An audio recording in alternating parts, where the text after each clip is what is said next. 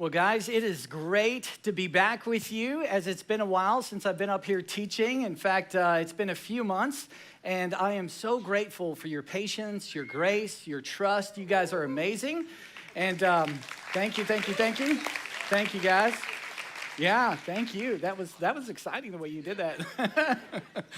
And I also just want to thank our incredible staff and our teaching team, the 3Js, Jen, Jordan, and Jeremy. They have done such a remarkable job. And so we should just thank them. And yes. Yeah, absolutely. And like I said a few months ago, we are moving to a team teaching model. And so I'll be part of that team teaching going forward. And we just feel like that provides a freshness in communication and margin with the communicators. So I'm just really excited to be part of that. And I'm so grateful to be with you today.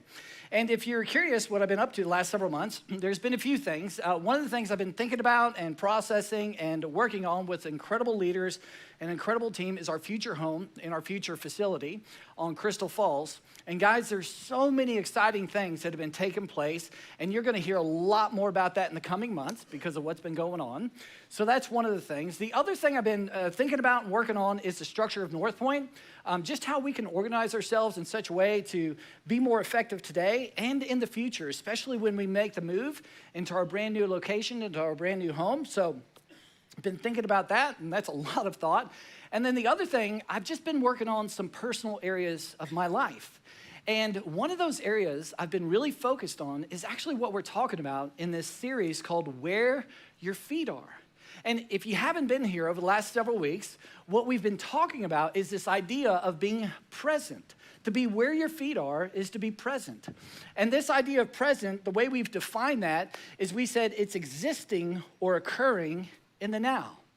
Being present is this idea to be mindful, to be secure enough to understand what's going on inside of you, to be curious enough to know what's going on around you and on the other side of you. It's to be mindful. To be present is to be attuned with. That's to be emotionally connected with. Like, I'm so connected with you, I'm present that I can talk with you and hear from you. That's to be in the present. To be present is to be empathetic. Not only emotionally, we get that, but logically. To understand, even if you disagree with our logic, to go, hey, I've listened enough. I've been curious enough to understand where you're landing, even though I disagree with it. And of course you would have the emotion you would have. That's being present. And guys, when we're present with our, kiddos, when we're present with our significant other, when you're present with, your husband or your wife, when we're present with our friends or coworkers or neighbors or teachers or coaches or even our neighbors we don't like, right? The one that the dog barks all the time or the one you just can't stand. When we're present, it leads to some of the most meaningful moments in life. When you're present with your kids, when we're present with our kids, it's where we can begin to discover the hearts of our children.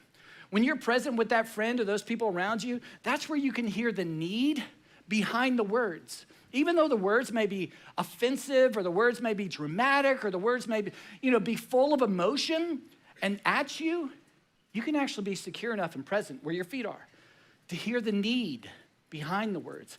Being present is able to be not only empathetic, but the reward of being empathetic is that intimacy, that relational intimacy that we so desire in our most important relationships. And when we can be present, that's where we can begin to see God, experience God in ways perhaps you haven't experienced or seen God before. This is such an important topic that we've been talking about. And like I said, I've been thinking about this a lot and in my personal life. And guys, honestly, just before you guys and those of you watching online, for me, I struggle with this. This is an area I am not that great at. In fact, like Jordan said last week, he said, man, this is an area he struggles with. I'm with him. I mean, this is an area that it's a challenge, just kind of the way my brain works. In fact, if you've been here over the last several months or several years, one of the things that I am is I'm very random. Like, my brain just likes to jump, right? And we could be talking about Jesus, and all of a sudden I'm like, UFC, NASCAR, and then eschatology. And you're like, what does that even mean? And I'm like, I don't know. We're just, it's just like, my mind goes all different places. And one of the biggest challenges with me just being present with you, being present with Jill, being present with my boys, is what happens between these two big old ears right here. I've always wanted to do this on stage. But what happens with my thoughts? That my thoughts are complete, they just race. They're always going. And they're a thing that kind of trap me from being right where my feet are. And I've experienced this so many times. I think about a few months ago, I was meeting with a group of guys, and they were giving me some reflection points I did not like to hear. And all of a sudden, my thoughts began to think, they just don't understand. They're just not curious. They just don't have the context. They don't have the tools to handle the situation. And all of a sudden, I felt like a victim. And I started pushing hard and getting, defensive. I couldn't hear a thing they were saying. A few weeks ago, I was running on the treadmill, which if you've ever done that, that's painful. And I'm running on the treadmill at the gym and trying to convince myself to stay there. And in the midst of the pain of a treadmill, I managed to have some thoughts about Jill, but they were not positive. They were negative. And I began to blame her for, where we're at in our relationship in this moment and what's going on with the kids and how I'm feeling. Doesn't she care? And I blame. And I went home. And guess what happened when I got home and Jill and I had a conversation? Was it amazing? Was it all lovey-dovey? No. I continued with the blame game. The thoughts got in the way, and we got in a huge fight because of what's going on right here. I even think about last week. I remember I got home last week and I had a car full of stuff and I needed help. So it's in the evening, I came into my house and I walked into my oldest son, Sam, who'd recently moved back home, into his room, and I looked at him and I said, Sam, can you help? I've got a carload full of stuff. And he looked at me and he said, yeah, I'm just, I'm playing my game. I've got one more level. And as soon as he said that, I rolled my eyes and went, oh. Did that move? And here's my thoughts. I'm thinking, one more level? Oh, I've been down this road before. One more level is like 30, 45 minutes. You're going to walk out. I've emptied the whole car, done all the work, and I'm going to be all by myself. And another thought is you really don't care about unloading the car. You don't care about anything other than the game. And I stood there in front of him in the doorway, rolled my eyes, and he could feel that come from me. And it had everything to do with what's going on between these two ears. Guys, I'm telling you, for me personally, my thoughts have kept me from being present. My thoughts have kept me from being able to emotionally attune with Jill, to connect with her heart, to connect with her reality. And we've struggled with, relational intimacy as a result. With friends, with you guys, so many times there have been things, so many thoughts just running, and you're sharing your life with people sharing their life, and I just cannot be present because of what's happening right here. And it keeps me from experiencing some of the most purposeful and meaningful moments that God designed me to experience. And guys, I would guess perhaps I'm not alone. I think regardless if you're a follower of Jesus or not, I think if we're really honest, perhaps you would say, yeah, Buck, I can agree with that. Because what's happening right here for me too has kept me from being present with some of the most significant relationships in my life. In fact, this week I wrote down some things I call thinking traps, which are these traps that keep you trapped over here and unable to be present and where your feet are. And if you've ever thought, or if these ever thoughts have kind of run across your mind, this keeps you from being present. I wrote some things down like this, that a thinking trap is catastrophizing. Catastrophizing is that idea of predicting things will end in disaster. It's exactly what I did with Sam. You know what's gonna happen here? You're not gonna get up from your game for 30 to 45 minutes. I'm gonna load the whole car by myself, and you don't care about what's going on. That's catastrophizing. I can't be present when those are my thoughts. Or thoughts, thinking trap of filtering, only looking for certain information, words, or like confirmation bias. You said that word terrible, you said that phrase, and all of a sudden we're disconnected. Or thinking traps like mind reasoning, guessing what someone is thinking or feeling. I'll tell you what you're thinking. I'll tell you what you're feeling. As soon as you go there with your thoughts, you are no longer present. Or thinking traps of overgeneralization. This is like, these always statements. This like, oh, you always, you never. As soon as you go there, we're not present. Or a thinking trap like labeling. Negative thoughts reduced to a single word. You're just being mean. Oh, that group, they're just a bunch of losers. Again, that keeps us from being present. Or how about this one, victim stance?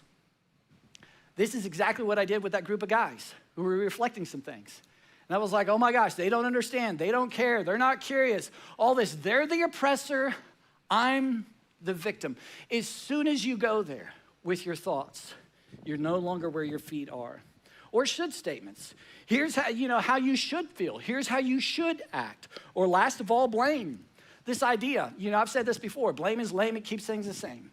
Blame is lame is ineffective, it'll keep things the same. You wanna continue on that cycle to where you're like, man, I wanna experience the intimacy in my relationships. I wanna capture the heart of my son or daughter. I wanna have those deep friendships. But the blame game keeps happening. It traps us from being where our feet are.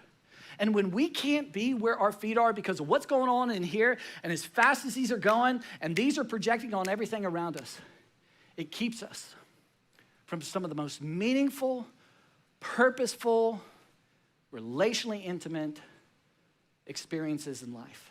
And that's where joy is found. That's where happiness is found. That's where contentment is found. So what do we do with that?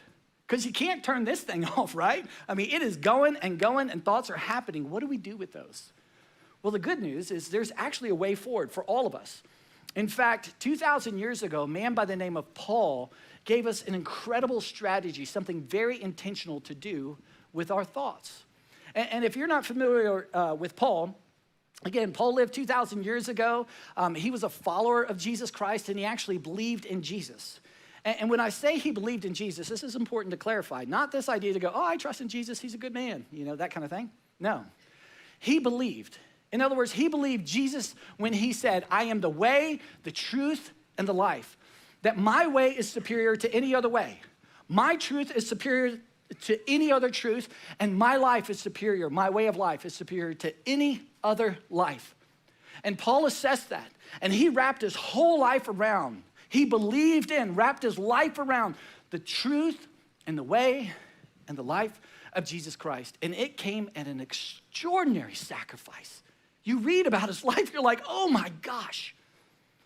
But on the other end of that, it came with extraordinary amounts of adventure and purpose and meaning. That's the Apostle Paul. And he was a missionary of Jesus Christ. And he would go around from town to town, place to place, share this incredible news about Jesus, that he is the Son of the living God, that you can have peace, that you can be forgiven about your intrinsic worth and value, and that Jesus is the way, the truth, and the life. And here's how you wrap your life around that. Incredible stuff. All kinds of people are becoming followers of Jesus. And one of the places he went was a town called Corinth. Now, Corinth is a very interesting city. 2,000 years ago, it was a very popular city. It'd be like Austin or New York or LA or Las Vegas. I mean, the bold, the bright, the beautiful, the influential. They either lived there or had a condo there. I mean, that was the place to be. And that's Corinth. And Paul went to Corinth and he shared this incredible news. Lots of followers of Jesus began to put their trust in Christ. They formed one of the very first churches in Corinth. And it was a very dysfunctional church. Talk about dysfunction. I mean, if you want to read about that, it's just amazing that what was happening. And then Paul would write letters to follow up with these Christians and these churches. And he would encourage them because they would have lots of challenges. And one of the challenges they had was with what was going on right here, their thoughts. It was creating a lot of dysfunction in the church. And it was creating a lot of tension with their relationship with God, relationship with one another, their relationships with themselves. And Paul addressed this very specific, and I love what he says. In 2 Corinthians, he says, we demolish arguments and every pretension that sets itself up against the knowledge of God. Now, Paul was aggressive with this idea. We demolish these arguments that happen here, these pretensions, those are assumptions, assertions, that's a pretension. These assertions or these pretensions that happen right here, all these thoughts that set themselves up against the knowledge, the understanding, and the comprehension of God. In other words, Paul understood that what's happening right here can keep you from understanding God, can keep you from knowing God, which keeps you from knowing yourself, which keeps you from knowing and being present with those around you. And he was aggressive. He said, we've got to demolish what's happening right here. Paul, could you be more specific? What does that mean to do that? And then he tells us, I love what he says. He says, we take captive every thought. Now, I want you to lean in because this phrase and what he says here is so critical for every single one of us. When Paul wrote this, he originally wrote it in the Greek. In the Greek, to take captive is a warlike term. It is not on the, hey, passive. It's very offensive. It's like you need to go on the offensive. You need to get after this. You need to take captive. It's warlike. It's literally taking prisoners of war. That's the concept he's saying when it comes to our thoughts. And every time I read 2 Corinthians 10 in this passage right here, this gentleman's face comes to my mind right here, Jocko. You guys know Jocko? Anybody like Jocko? Okay, yeah, a few of you guys. That's awesome. So Jocko, every time I think of Jocko, that guy's intimidating, right? I mean, if you know his story, he's a Navy SEAL. He's a commander of Navy SEAL Team 3. He's been to war. And he wrote a great book called Extreme Ownership. It's one of our, when I teach one of our values here at Northpoint for our staff values, we take extreme ownership. I love the principles in his book. It's a great book. But Jocko, I'm telling you, he's such an intimidating fella. I've listened to some podcasts, I've watched some videos of him, and every time I see him or hear him, I mean, look at him. He's a scary guy. He's intimidating, and his voice is equally intimidating. In fact, when he talks about war and, his experiences, he talks this way. I'm going to try to emulate it. My insecurities are going to say this. It's going to be terrible, but just go with me, okay? So here's how Jocko, he says something like this when he talks about war. He's like, war is hell. And I'm like, oh my gosh, I believe every word you're saying, I mean, he's that intense. Now, I share that with you. This is important. When you understand the passage and you do the science of interpretation and you look at the Greek, Paul is speaking with that kind of intensity about your thoughts. In fact, if Paul could take Jocko's voice, he would say something like this. He would say, we take captive every thought that sets itself up against the knowledge of God. Okay, that wasn't that great. Maybe I should redo it. But just imagine like Jocko, Paul, this kind of, he's getting into it. He is so much about your thoughts. He's saying, hey, when your thoughts are happening, you got to go to war with them. When your thoughts are happening, it's not like rainbows and cotton candy and unicorns. No, this is something that keeps you from being alive, that can keep you from experiencing what God designed you to experience in relationships. You got to literally go to war with what's happening here. And take your thoughts as prisoners of war. Literally, that's what it means. And then you need to bring them to somebody. And here's how Paul continues. He says that we take these prisoners of war, these thoughts, and we submit them. We make them obedient to Christ. In other words, what I alluded to earlier about Paul's belief in Jesus, that Paul understood that there's a truth superior to his truth. There's a way superior to his way. There's a life superior to any way he views life. And Paul understood Jesus' words in Luke chapter 9 when Jesus said, man, you have a choice. You can hold on to your life, but then you lose it. Or you can surrender it all to me. And if you're willing to do it, you actually discover life and life to the full. Paul is saying you've got to slow your thoughts down long enough to capture them. And then to make them obedient to the truth, the way, and the life of Jesus Christ. And not only will you find what Jesus promised, life to the full, if you're willing to do this, but you find the promise that Jesus said in John chapter 8 when Jesus said, then you will know the truth and the truth will set you free. Do you want to be more free than you've ever been? To be the man or the woman God designed you to be?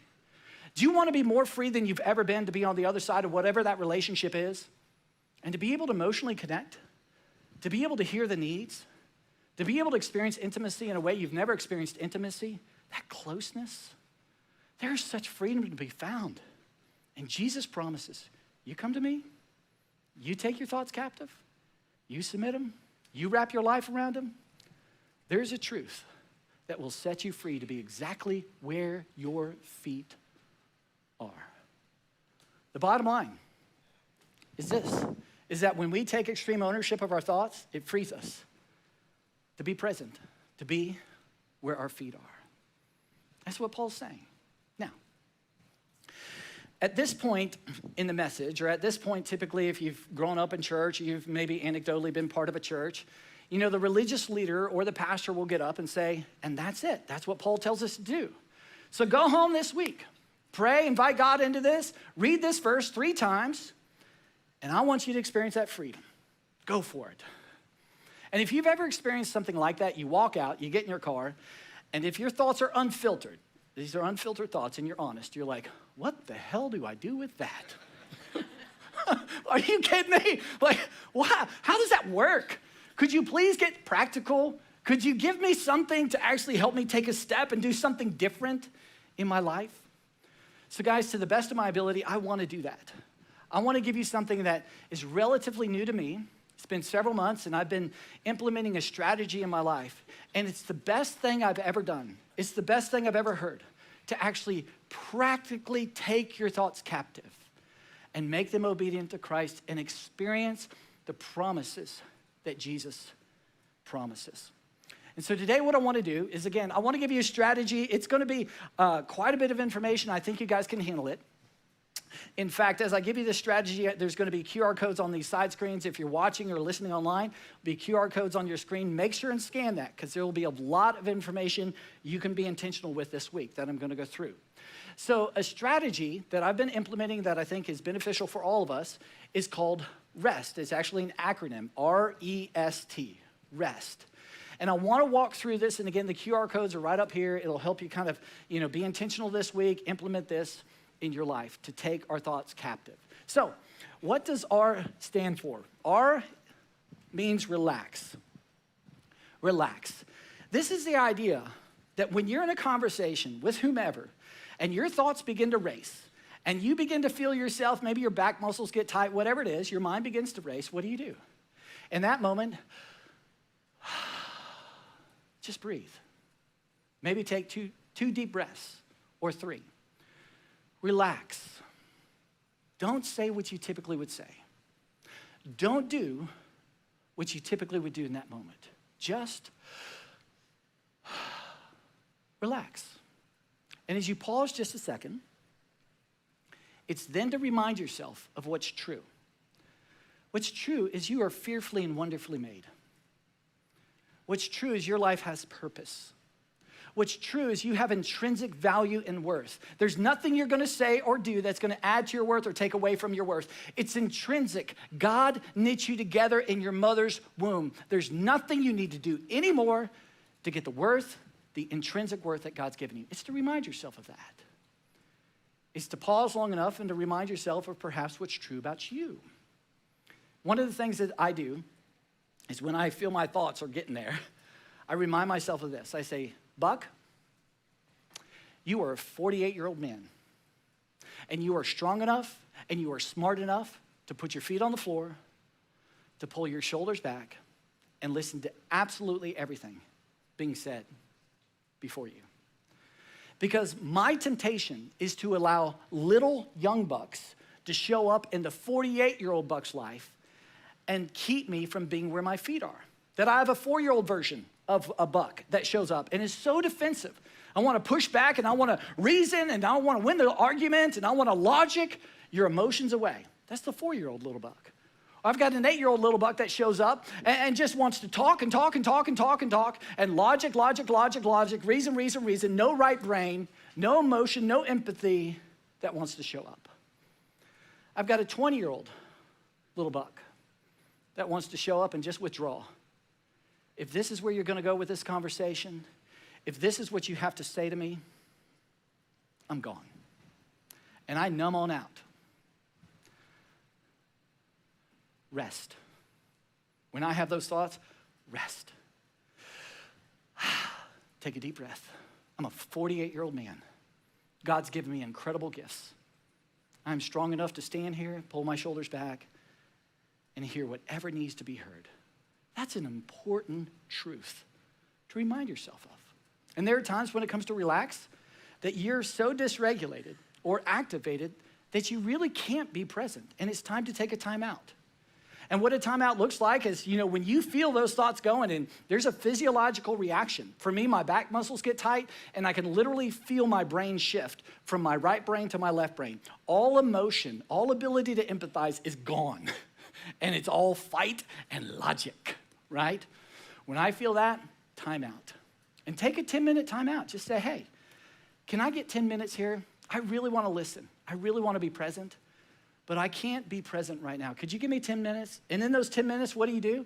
Well, maybe you go into another room and do some burpees, have some fun with that. Or go in another room, do some jumping jacks, or walk around your house. Or if you have a cold plunge, jump in a cold plunge. 40-degree water will change your dispositional, emotional temperature. You're like, I'm great, I'm good, right? Sometimes the timeout needs to be longer than 10 minutes. You're so dysregulated. The damage that's about to happen as a result of what you're going to say and what you're going to do is not worth it. And sometimes you can just say, hey, do you think we could pick this up tomorrow morning, 9 o'clock, I'll buy coffee? What we're talking about is really important. You deserve me to be present. I personally can't be present right now because of what's going on here. That's on me. Could we take a time out and reconnect in the morning? That's a wonderful thing to do to slow your thoughts down so you can be where your feet are. First and foremost, relax. Relax. Secondly, E is to evaluate. Now, when it comes to evaluate, it's the idea of what Paul said. Remember, take the thought captive, and what do you do when you take a prisoner of war? You interrogate the prisoner of war. You want to understand that individual, what's going on. You want to understand that thought. So evaluate is simply that. How do you understand what you're thinking? You've got to slow your thoughts down long enough to understand what's going on. And so there are 7 questions. I'm not going to put them up on the screen, but again, the QR code, I'm going to give you everything I'm talking about. You will have every tool to move forward in your life in terms of taking your thoughts captive. So here's 7 questions. I'm just going to go through them, but here's what it looks like to take your thoughts captive and evaluate them. The first question, number 1, is what happened? And this is not a big, long paragraph. This is not even a few sentences. This is very specific. I would even suggest write it down. And just say what happened. What did they do? What did they say?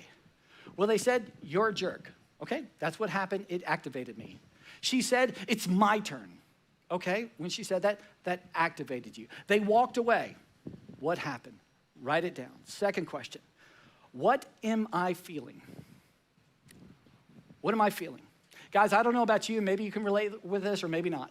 For me, feelings are a foreign language. It's like Mandarin. It's like, I do not know how to speak that or even begin to approach that, right? So again, on the QR code, I'm going to give you a feelings wheel. I have a feelings wheel on my phone because I need to learn to speak this. It communicates to my wife, it communicates to others, and it communicates to me. God designed me to feel. And so what are you feeling? Write it down. I'm feeling sad, frustrated, hurt, discouraged, hopeless, scared, fearful, shocked, confused. What is that happening inside of you? Third question, what are your thoughts? Honestly. And don't judge these thoughts. Don't filter the thoughts. Just what are they? What are you thinking as a result of what's going on? And I'm thinking these people just don't understand. They don't care. They don't love me. What are you thinking? Be unfiltered. Write it down. Question number 4. This is the one that got me. Thoughts. Those unfiltered thoughts, are they facts or are they opinions? I was shocked to discover for 47 years of my life, I have functioned in the majority of my relationships as if 90+% of my thoughts are facts. These are facts. When I slowed my thoughts down long enough and began to evaluate, interrogate my thoughts, I discovered 90+% of my thoughts are just opinions. Sam, he doesn't care about us. He just cares about the game. Really? That's an opinion. And I'm going to base my relationship in that moment with my son, that relational deposit, on a subjective opinion. You need to know that. Facts or opinions. Next question. Are there any thinking traps The traps that I talked about earlier, again, we'll put those on the QR code. You'll have all of this at your disposal. Are you catastrophizing, filtering, mind reading, labeling, victim stance, blame? Any of those, if any of those are present, you are not where your feet are. You need to know that. Next question, what are your urges? What are my urges? Again, unfiltered. What do you want to do? I want to walk away. I want to yell. I want to eat an Oreo because they're delicious. And I want to feel better and get my dopamine up. What are your urges? Again, it's amazing. Don't filter them. Don't judge them. Write them down. This is how you take your thoughts captive. Last question. What does love require of me? Now that you've done the work and you've slowed your thoughts down long enough, and you know exactly what happened that activated you, you know what you're feeling, you know your thoughts, you know facts and opinions, you know your urges. Okay. In John 13, Jesus was clear. He said, a new command I give you, love one another.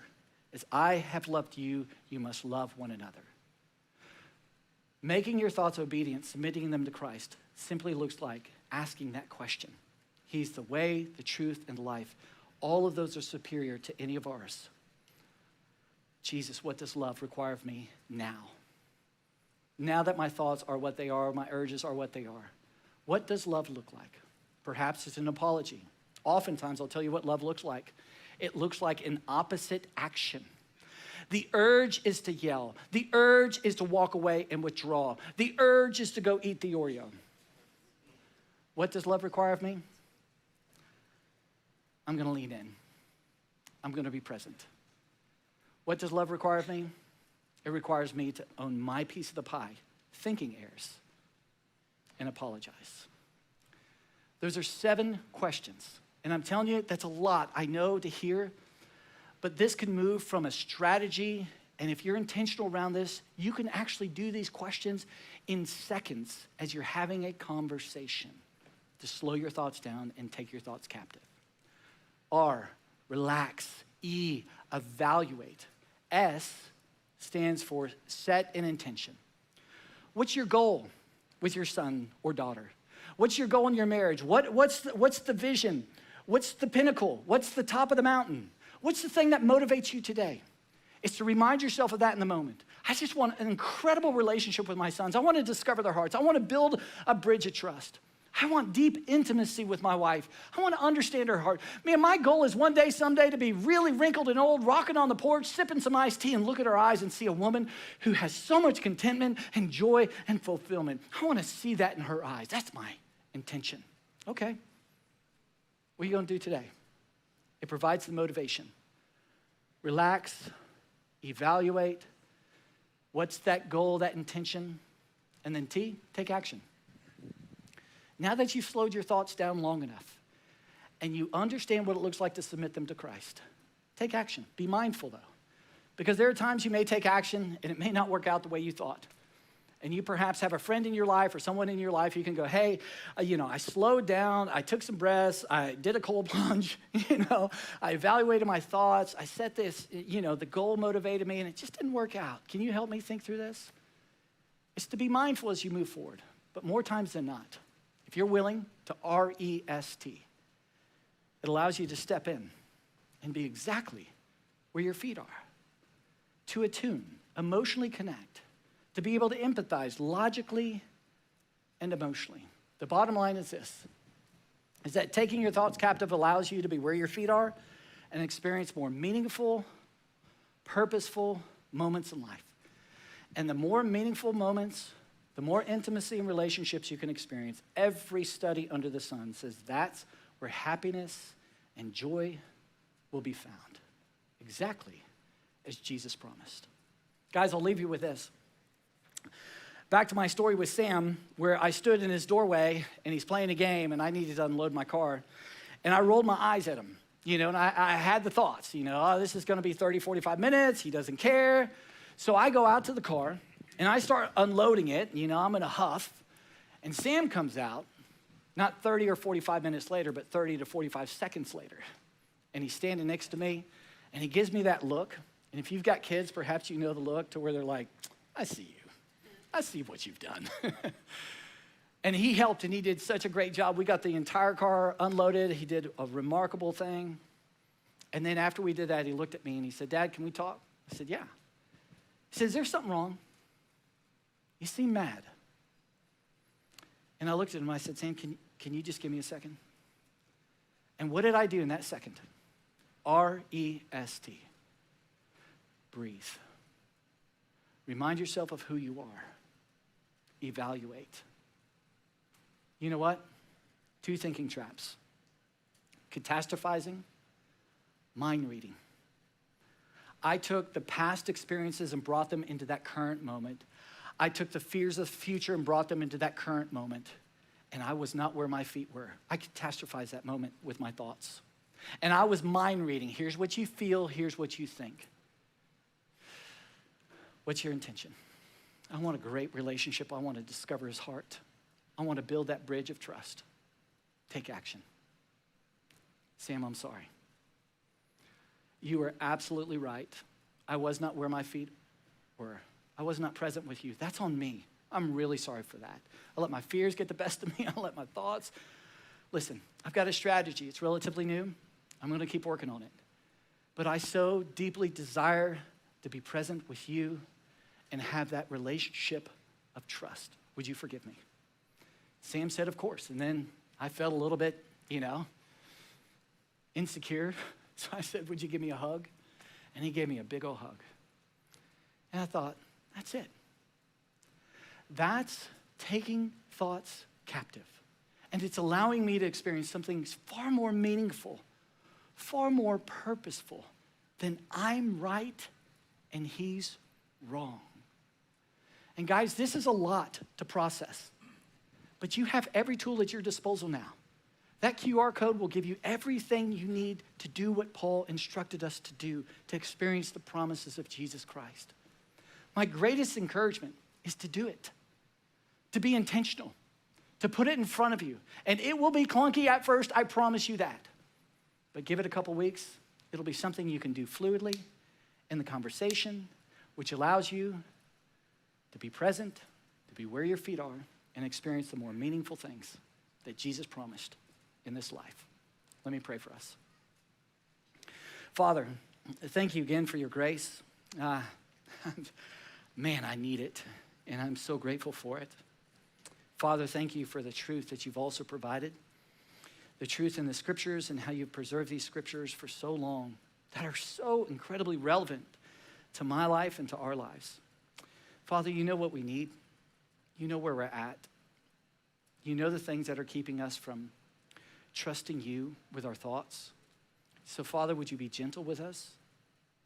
Would you convict us exactly where we need to be convicted? And would you allow us to trust you in a way maybe we haven't trusted you before, and wrap our lives around your truths? We love you. In Jesus' name, amen. Guys, thanks so much for being here. I won't see you next week, but the week after.